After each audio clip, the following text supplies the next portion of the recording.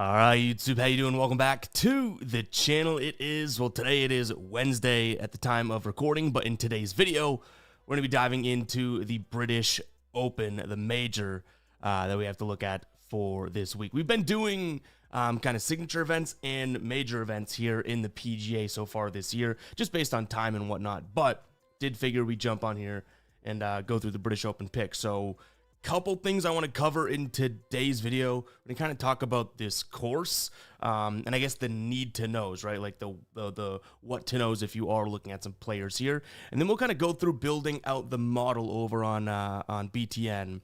We'll get our model set and then we'll look at the favorites as well as maybe some dark horse / long shot plays as well as some matchup plays. So I think that's going to be sort of the path or the route that we go down here. So yeah, guys, if you are watching, hit that like button, hit that subscribe button. I know our golf videos aren't the most, popular videos on the channel, but definitely ones that I love doing, especially for majors and everything like that. And if you are watching, make sure to get your plays down in the chat as well if you are tuning in live. That would be awesome. So go ahead and do that. And yeah, what do you say we go ahead and dive into it? Because I kind of want to go through this course. And I found, I guess the best way of doing it might just be to look at the course fit here, which is over on datagolf.com. This is absolutely free. Datagolf.com, course fit tool. So what this does, it's pretty much going to look at 5 different pillars here in golf, right? And it's going to say, okay, well, let's stretch whatever you want to call this web chart or something like that. I think this is called a radar plot. And the closer it is to the outside is going to be what deems more important. I use this thing as a starting point, like before every single tournament that we're looking into, just because it gives you a rough idea. Obviously, over time, as you know courses or you hear players talk about courses and that type of thing, it's going to be a little bit different. But yeah, I love this. So driving distance is going to be one. Approach is going to be the other. Driving accuracy is going to be another one that we look at. Now, we know that this is a link-style golf course. If you aren't aware, it's going to be played here at Royal Portrush, which, yeah, link-style golf. Obviously, with these opens, weather is going to be in mind. Sort of creativity is going to be in mind. There's a few things that I'm looking at specifically when we come into our model and whatnot. And even up here, you could see this is some course data. Obviously, with the Open kind of rotating through, we don't have, in the last few years, much to go off of. But one thing I want to note here is scrambling. Tour average 58.3, right? Scrambling is only 50% here on this course. So need to be a good scrambler because converting those scrambles is not all that great. Then you have the tour average of 3.67, 3.7 birdies per round. Well, you can see here Portrush just 2.91. So birdies are at a premium. Bogeys, 2.6 on tour average. Well, look at that, 3.3. So there's a couple things I'm taking away from this. Not so much the birdies. I think if you make good shots, you make your putts, you'll make the birdies. What I do want to definitely, I guess, dive into a little bit in terms of when we get to building the model and we have their rough model, we'll build our own in a second, is the idea of bogey avoidance. Because you could see there, obviously, that is a tough stat, right? Greens and regulation, just a couple percentage points down. I do think that the approach is going to be absolutely massive, but for now, not necessarily going to sit here and say that, hitting greens and whatnot is important. It is, but it's just as important as I think we'd put into a lot of other things. Approach when you're playing on these style golf courses is going to be massive, almost no matter what, you know what I mean? So let's dive in. This is the BTN raw, I guess, model here. And this thing's great, obviously, right? If you do want to, use this and just head over there. We don't have a code or anything like that. I just think this is a great tool. But let's head in and kind of build this right now. Because off the tee, again, we're going to reference this. We're going to reference a little bit of this and then just like general knowledge and what we've read. In fact, here is actually a really good article just talking about some nice little spots here. So driving accuracy, driving distance, strokes gained last 24, bogey avoidance. There's where we kind of got that too, right? We keep going down here and you can see some picks that they might like. We're going to do our best to kind of think about picks and ideas ourselves, but overall, yeah, let's go ahead and look at it because strokes gained off the tee obviously is going to be very, very important, especially when driving accuracy and driving distance are important on this course. So I'm going to start this off. They have it at 10. I'm going to bump that up to 15. Distance from edge of fairway, I don't think we're going to keep that one in there. That might be a good spot, but it might be overdone for me. So I'm actually going to change that to driving accuracy And let's make sure we're doing, last 24 rounds. That's okay. And I'm going to go 10%. That's what they already had it at for driving accuracy, right? Approach the green. This is where it's going to be very, very important. And actually, let's look at the, do we have the, let's see, where's the par fours, par fives a little bit more. Green grass, fescue. Okay, green size. Where's the green grass? Fescue. Yikes. All right.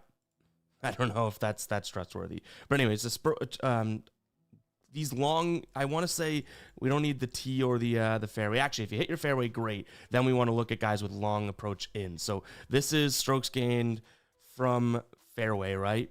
So 40% of our model is already built out to look at approach. So obviously it's important, right?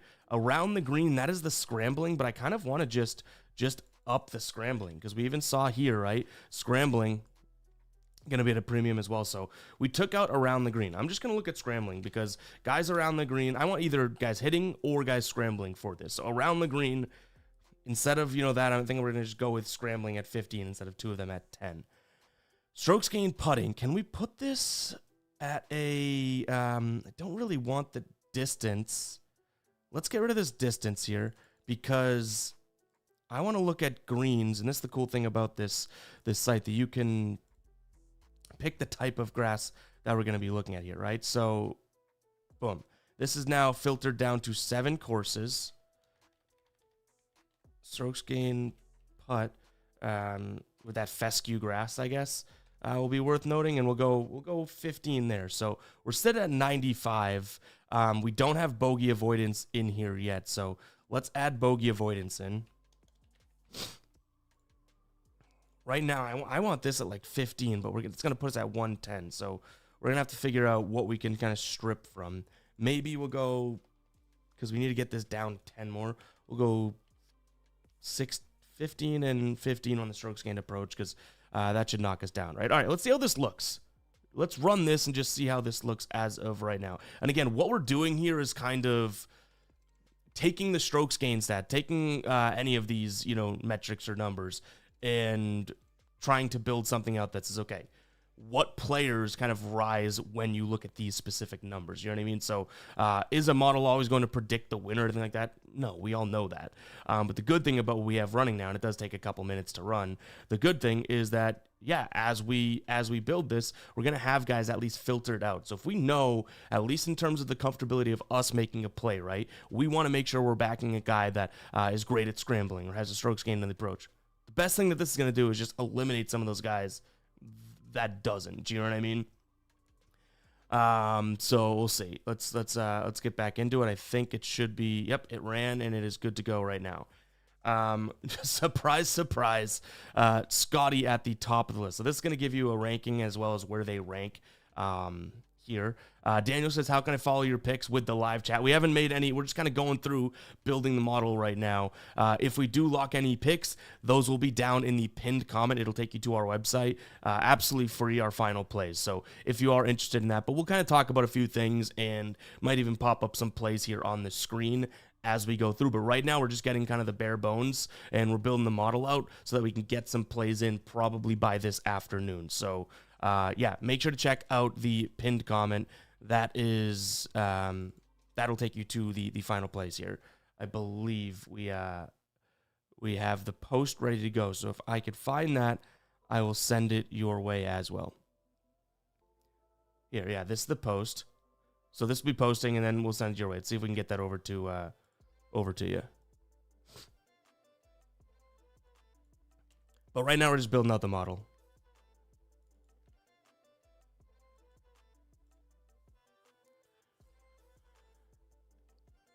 But all right, again, right back to it, right? Scotty, Sepp Straka. So what I'm going to do now using this tool, and I'll make the camera maybe a little smaller so you guys can, you can see the names. What I'm going to do using this tool is start to favorite players. So what I want is, as we build this model, and you guys are kind of, because it's a live stream, kind of behind the scenes as to what we're looking at, right? The thing that I like about this is we have our model. We already took a huge slab of stone and chiseled it down a little bit. Now, as we go through, we're going to chisel the slab that we already have down even more. You know what I mean? So obviously Scotty's a viable candidate anytime, but I don't know if you want to pay those odds, but off the tee, 7th, best approach from that long distance that we looked at, amazing there as well. Scrambling, can scramble, bogey avoidance, putting on that fescue is probably the only thing that's an issue, as well as the driving accuracy. But even him in opens in the past, he's absolutely just kind of crushed. So Scotty would be a given, you know what I mean? I don't think that anyone's going to sit here and be like, oh no, you can't take Scotty. Obviously, Scotty is a guy that is worth considering each and every week. If you can, I guess, swallow the price tag, right? Like, Scotty's going to be a crazy price. But let's move on, because Sepp Straka, I do think, is a viable candidate. He has 2, decent years at the Open, obviously different courses, but T2, T22, coming off of a 7th, Sol 7 at the Scottish Open. And driving accuracy, he checks out. Approach from the longer distance, right? 170 to 230 from the fairway. And then the bogey avoidance and strokes gained putting from that type of grass is also, checks out. So Sepp Straka is going to be the guy that we star. Jason said, been following for a while. I've made money, bro. Thanks. You're goated. Really do appreciate that. Hey, as long as we could try, right? Can we always guarantee that we'll make money? Hell no. But can we try? Yes. I think that's an important thing. All right. Let's see. What else? So we have Sepp Straka. That's obviously one option. I do like that. Marco Peng. Let's see if we can do a little bit of a dive on him. He's looked good in his last couple starts here, right? Obviously a ball speed guy. Accuracy, not so much. Let's look at him more recently here. Last 10 rounds. Because, again, we want approach. We want scrambling. We don't just want ball speed. So it looks like the distance he checks out. Greens and regulation, not so much. Putting, not so much. Around the green, so his scrambling's very good. 66.7% in terms of converting at a 58.3% average rate on tour. Sand saves, no. Strokes gained around the green, though, okay. So maybe that's a guy we consider. And you can see bogey avoidance, scrambling, those are very, very, they check out. And strokes gained off the tee here in the field, number 1, right? So this maybe we'll come back to him. Maybe if you're in DFS, right, that could be a nice little lineup to throw him in, because he's going to be pretty damn cheap. So we're not going to, we will star him, but that might be a guy that we kind of X later on. One that obviously could be a good choice, Matthew Fitzpatrick. If we open him up, you could see playing decent golf, Rocket Mortgage, as well as the Genesis in his last couple PGA starts. Now, I will say about this, I love the around the greens. I love the approach. The tee to green, great, but off the tee, 0.45. I don't know if that gets it done here at the Open. Putting up and down for him as it has been. Let's do a little bit more of a deep dive on him and just look at him and his strokes gained, where he's getting them over his last, let's say 5 rounds, because let's really see how he's running in form. Accuracy, not so much, but ball speed is definitely there. Scrambling, great. Sand saves, okay, they're right around there. Gaining strokes, and he's hitting a lot of greens. So I think Fitzpatrick could definitely be a name that we consider here, right? And in terms of where he's ranked, let's filter this to outright at first. Fitzpatrick is 1, 2, 3, 4. He's in the top 20-ish, so might be a decent little look at us there. Definitely like a matchup play or something like that.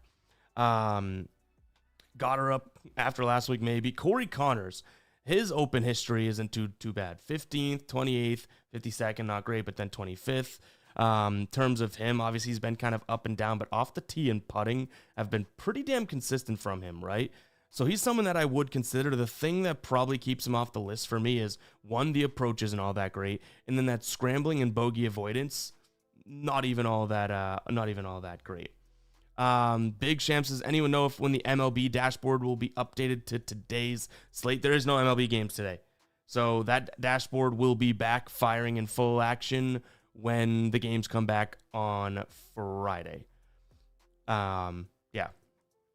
Friday or Thursday. I think it's Friday that the games come back. So that answers the question. Will it be updated with today's slate? I guess technically the answer to that is no.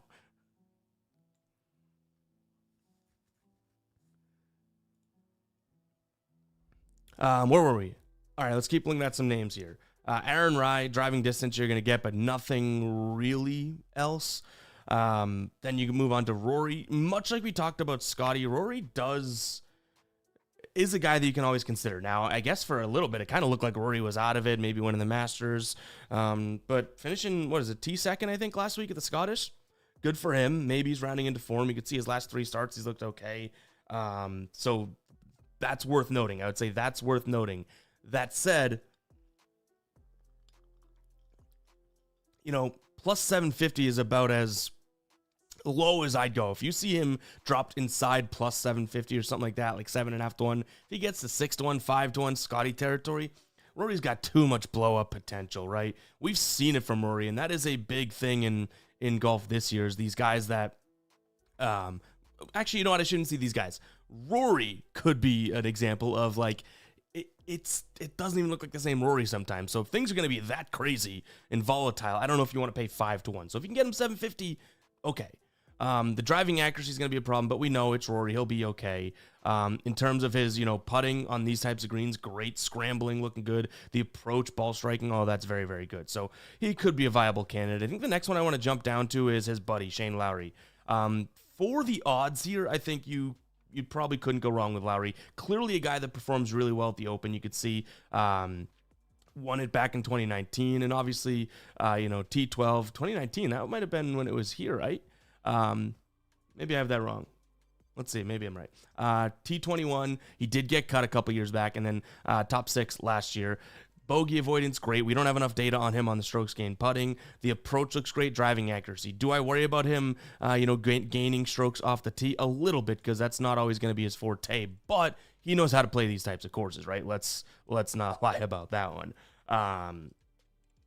So let's see. Majors only. I kind of want to see that 2019 one here. So when he won in 2019, we don't have the data here. So, okay. But either way, I kind of want to look at what his off the tee numbers have been, because you can see they're kind of volatile. But let's see in his last 1, 2, 3, 4, 5, 6. Let's go last 10 rounds for him, because there's some good green numbers there and some bad. But overall, okay, he's losing overall on the tee. Been crazy accurate. Scrambling, not so much. Putting, he's not gaining. Greens in regulation, yes, and he's gaining a lot of strokes on the approach, which you can kind of see, you know what I mean? Only a couple there in which he hasn't. Lowry's definitely one that I'm starring, but there are some worries, right? This part of his game I worry about. But if this is really, really good, maybe we don't have to worry about that, Let's see. We were just about to look at, so Jordan says, I took Ludwig at 23 to 1. We were just about to talk about him. He's definitely a guy that I think has some viability to him, right? I don't think that his game... I think his game fits this course really, really well. Being able to gain a ton off the tee and from the approach. The thing I worry about him would be the scrambling, would be the getting up and down.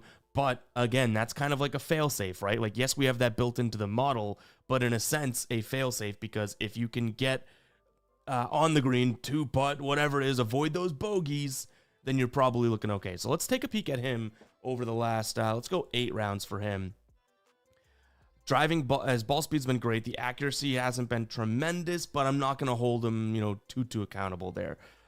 Greens and regulation, we talked about, phenomenal. Strokes gained putting, he's converting more bogeys, making his, 3-putt percentage. I guess his 3-putt percentage is a little bit higher, but this is the only thing I'm concerned with. But again, it's kind of like the secondary, right? So Jordan, I don't know if I'd be fearful of this or just, FYI in a sense, but his scrambling 10 strokes below, or 10 percentage points below tour average. You look at this course, and the course itself is almost 8 points below tour average. So a guy that struggles normally scrambling may struggle big time anyways. But I still don't like I don't mind the idea of Oberg. He's just so talented, right? So it could definitely throw it, anything that I say, you kind of throw it out the window, in a sense. But he is just that good, So that's one. I'm not necessarily starring him, but I could come back to. Tommy Fleetwood's a guy that I like. I think that he's a little bit undervalued here because of obviously what's been happening to him. So I do get that for most people that, they might not want to, back Tommy Fleetwood because of how he's just kind of choked and stuff. But I do want to kind of let everyone just keep in mind that it's not a straight up PGA event, right? This is a DP World Tour and PGA event. So you shouldn't choke. He only chokes in the in the PGA event. So yeah, I do think it's worth noting that this is not necessarily his forte of choking, because he's won plenty when he's been on the DP World Tour and whatnot. So Tommy Fleetwood's one that I don't mind. He's going to be able to scramble. His approach, he's going to be good in this, and especially from that distance too. He can be decent. Now, if we do a little bit more of a deep dive on him and how he's recently been playing, I think we'll be impressed because, again, we're going to be looking for off the tee and those scrambling numbers. If we look at him in his last 10 rounds, his approach and off the tee should be pretty good. His ball striking is, going to be, bar none. The guy's filthy. But, look at that. Scrambling at a 70.9%. That looks really good to me. He's hitting more greens, which is going to be important. The putting, that's tough. I get it. But again, we look at the putting on this type of a grass, and it's going to be a struggle for him as it is for a lot of guys. So I'm hoping these other things can kind of outweigh it. Obviously he ends up getting kind of screwed there at the Travelers, but hits the ball mark, and then Keegan, I get it. But again, want to kind of caution everyone or temper everyone saying, hey, this is not he chokes in PGA events. This is not a full-blown PGA event, which is just crazy to say, but it is the truth. All right, guys, if you are watching, obviously golf's smaller audience, but we love this stuff, guys. Hit that like button, hit that subscribe button. Comment down below if you want us to kind of look at any other players or if you have any questions about anything here. The Evil says, yo, what's going on, man? A couple other names that I wanted to look at. We had a couple sleepers here. So Berger being one of them. Let's take a peek at him. Last 5 rounds been great off the tee and great off the approach. The problem is around the green, putting, tee to green overall, definitely has its struggles, right?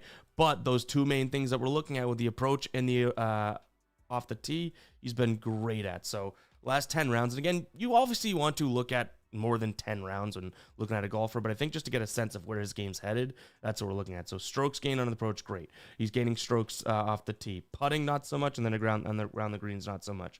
He's the type of guy that, you're looking at him for that price plus 15,000 there. Yeah, that's probably a guy that we're looking at either in matchups and or in some top 40 or top 30 or make the cut parlay, something like that, right? Russell Henley, where was he at? That was another. He's right below Daniel Berger. Another guy that I was considering because of the scrambling, because of the bogey avoidance, and where he actually kind of looks like a superstar here would be driving accuracy. The good thing, coming off of a open last year of top 5. So Russell Henley is someone that we can definitely consider. If we take a peek at him in terms of his more recent rounds, look at his last 10 rounds, because everything that we're looking at in terms of that model is more built out to last 24 rounds or so. All right, this guy kills the chart in terms of driving accuracy. That's what we like. And then we look down at scrambling, very good as well. The approach looks good. Putting, maybe not so much. But on this green, right, the fescue is what we're calling it, not necessarily an issue. And even look at this, U.S. Open and the Travelers. Putting's been in the green for those last 2 tournaments. So, yeah, Russell Henley's definitely a guy that we can star. And look at what we have so far, right? We took that big slab of stone. We're chiseling it away and able to kind of get it down to a point which we're already down to 7 guys that we like, and we can kind of manipulate here. So these are the 7 guys as of right now that I like. This will be posted over on the site. In fact, we might be able to get this this link to you guys now if it does interest you. So I'll put this in the chat.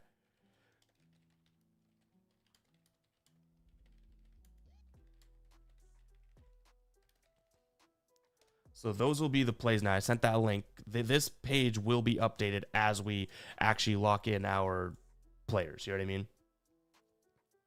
But ball speed and driving distance, definitely something that's going to hurt Henley in this sense. I mean, he's not even a gray number. Red's pretty bad, right? And out of the 100 in this field, we have him ranked at 78th. So obviously not loving that. That being said, even from the course fit tool, you can kind of see, I think driving accuracy and approach can make up for the driving distance. Driving distance is going to be massive. It's just a part of today's game. But this accuracy, him topping out the chart, hopefully can kind of make up for that. And again, I'm not saying Russell Henley wins it. I'm saying Russell Henley could be one of those matchup plays or something like that we like to get behind. You know what I mean? Sam says looking at Jason Day, Fitzpatrick, and Henley. So we looked at Fitzpatrick, we looked at Henley. Both of those guys I like. I don't think we've, dug into Jason Day yet. He's usually a good open guy, right? What's going on here? What is it? Save what? All right, we'll look at Jason Day. Start of the season okay. Kind of cooled, I would say, right? Even if we look at this, let's see. top 20s all throughout here. Then, comes in here, top 20, top 15. And I don't know if I've loved what I've seen out of Jason Day lately, but can we look at, let's look at the opens, because he's been a decent open candidate, right? Do we have this? Yeah, check this out. 13 in second. So he's finished top 30 in 5 of the last 7 that he's played in. Cut here last time, right? But all right, let's get rid of this. Let's just look at his recent rounds, because again, the 3 things. And guys, if you have found any research and stuff that's like, oh, well, I'm not focusing on the same things, that's okay. That's what's great about golf betting. But the thing is that I'm definitely focusing on is off the tee, strokes gained on the approach, scrambling and bogey avoidance, that type of thing, right? So it's like any guys that don't fit that bill or fit the mold are going to be guys that I kind of pass on. Jason Day, last 10, though, obviously checking out pretty good. The ball speed numbers actually kind of surprised me at 173. Accuracy, very, very good. Scrambling, decent. Sand saves, very good. Putting, he's gaining. The approaches, I do worry about, but how is he approached from that distance? If we look at Jason Day, all right, yeah, so that checks out. This is what I worry about. Sam, I like the spot, though. I'm going to start Jason Day. I think that sand saves and the scrambling is awesome, right? Like, we look at this, that is great. 82.4% sand save, but the scrambling is something I really like. This is what we'd have to worry about, right? This is what we'd have to worry about. But we know Jason Day is really good, so if he does kind of have a good ball striking day, like even look at him in his last few rounds, like it is possible for him to have, here's one good ball striking day. The Pebble Beach, good. Farmers, American Express, like he definitely has the ability to strike the ball well. What about in majors? Only the Masters this year, but every other major recently, all the way back to 2020, he's lost strokes gained approach. So that's what we have to worry about. But I mean, it's like the devil, or whatever it is, we like a lot that checks out for him. That being said, we do now know the thing that could burn us if we do roll with J Day.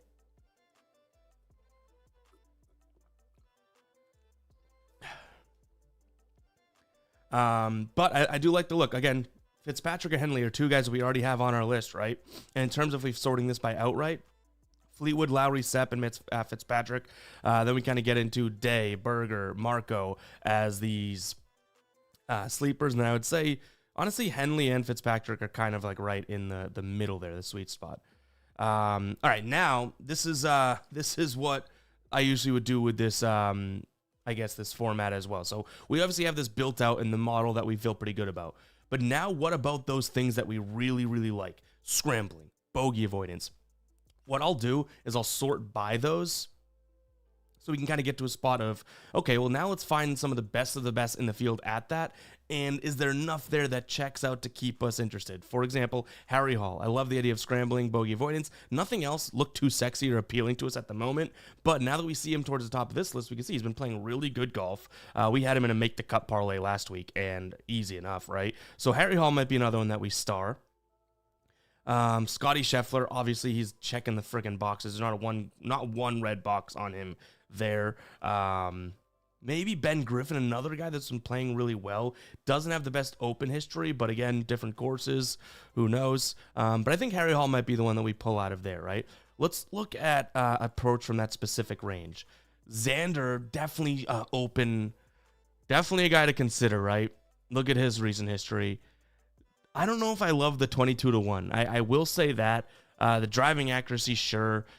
The approach and the ball striking is going to be huge for Xander, right? Like, let's take a peek at him. Do we have his ball striking numbers in this?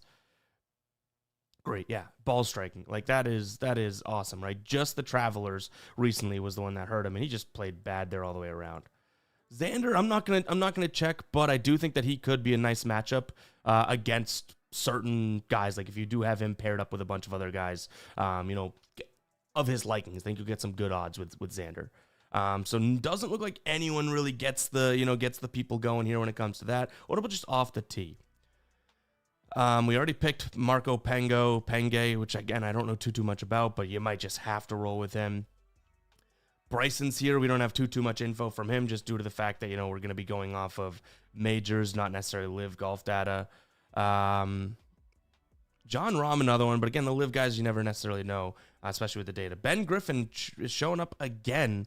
I think we're going to have to check Ben Griffin. That's been a guy that's made us money this year, but that's a couple different spots that we've seen sort of him jump up. Now let's look at some of the really good putters here. So Sepp Straka, one of the better ones in the field. Novak, sure, but then nothing else really checks out. Fitzpatrick, one of those. We like him. Gotterup, I would back, but I don't think you go from winning the Scottish to winning the Open. Off the tee and putting is going to be great, but I don't know if we love anything in between. That's a little worrisome. There's Ludwig, like, again, option there. I know we said, I believe Jordan said that looking at Ludwig. Corey Connor's another one that we considered. He's had some decent Open history. Yeah, I think that this might end up being the names that we like here. We'll have it filtered to like favorites so that it's easier to see. But Tommy Fleetwood, Shane Lowry, Sepp Straka, Matthew Fitzpatrick, Russell Henley, Ben Griffin. We got Jay Day, Harry Hall, Berger, and then Marco Penny. You know what I mean? So 1, 2, 3, 4, 5.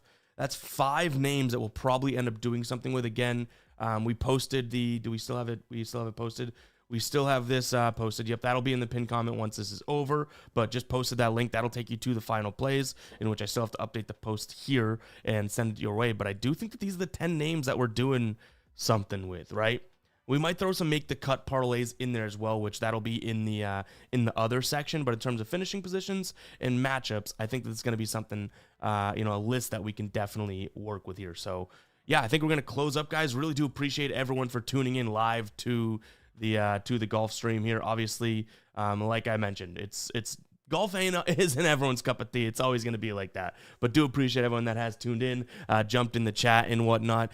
Baseball will be back soon, and I already see Jay Fizzle saying golf is boring. Hey, it's boring for some people. I'm not going to fight you on it. One of my favorite sports to play and bet. But MLB will be back Friday. We might try and figure out some sort of a stream to do tomorrow. But yeah, right now, this is what we got for the Open. Again, just one little last look here. Fleetwood, Lowry, Straka, Fitzpatrick, Henley, Griffin, Jason Day, Hall, Daniel Berger, and Penge, who's just a guy that's kind of topped out our model, but we don't know too much about.